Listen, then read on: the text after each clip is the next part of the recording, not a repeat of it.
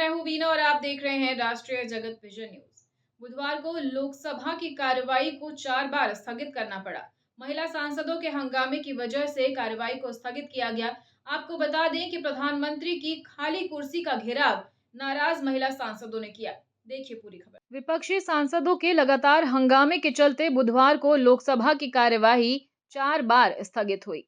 शाम 5 बजे प्रधानमंत्री धन्यवाद प्रस्ताव पर जवाब देने वाले थे, लेकिन विपक्ष की महिला सांसदों के हंगामे के चलते स्पीकर संध्या राय ने कार्यवाही कल तक के लिए स्थगित कर दी। इससे पीएम नरेंद्र मोदी का संबोधन भी टल गया। एजेंसी के सूत्रों के मुताबिक पीएम मोदी राज्यसभा में भाषण दे सकते हैं। लोकसभा में उनके जवाब के बिना ही प्रस्ताव पास हो सकता है।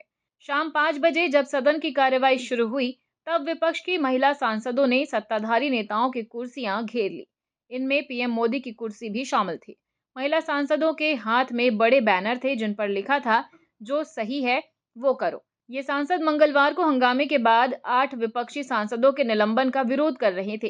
हंगामे के चलते स्पीकर ने कार्यवाही स्थगित कर दी। कुछ मंत्रियों ने विपक्षी सांसदों से जाने को कहा। इसके बाद उन्होंने घेराव बंद किया। इससे पहले लोकसभा स्पीकर ओम बिरला के ऑफिस में विपक्ष और बीजेपी सांसदों के बीच तीखी बहस हुई। ऑफिस का जो वीडियो सामने आया है, इसमें विपक्ष की महिला सांसद केंद्रीय संसदीय मंत्री किरण रिजिजू से कुछ कहती नजर आ रही हैं। फिलहाल खबरों में इतना ही। अपडेटेड रहने के लिए हमारे चैनल को सब्सक्राइब कर लीजिए। नई खबरों के नोटिफिकेशन के लिए बेल आइकन जरूर दबाइए। नमस्कार।